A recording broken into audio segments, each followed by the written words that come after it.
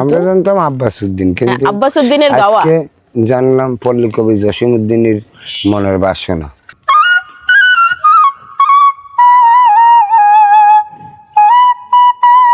ও প্রিয় বন্ধু কাজল ভোমরারে, কোন দিন আসিবেন বন্ধু কয়া যাও রে। সেই আব্বাস উদ্দিনের গাওয়া গান, ভাওয়াইয়া গান।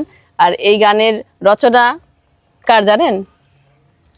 আমির হামজা ভাই, আমাদের পল্লী কবি জসিমউদ্দিনের। পল্লী কবি জসিমউদ্দিন এই গানটি রচনা করেন।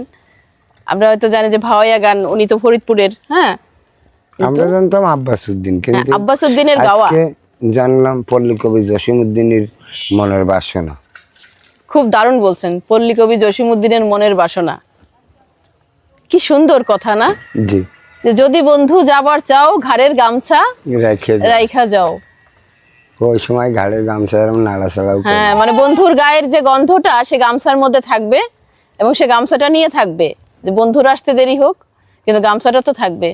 ওর কোন দিন আসিবেন বন্ধু কয়া যাও রে। তখন তো আমাদের এরকম মোবাইল ছিল না যে ফোন করে দিবে, তাই না? সে মানে কোন দিন আসবে এই কথাটা জানলে সে তার জন্য হয়তো একটু ভাত রেঁধে রাখবে, তাই না? একটু একটু সেজে গুজে থাকবে, অপেক্ষা করবে তার জন্য। আহা,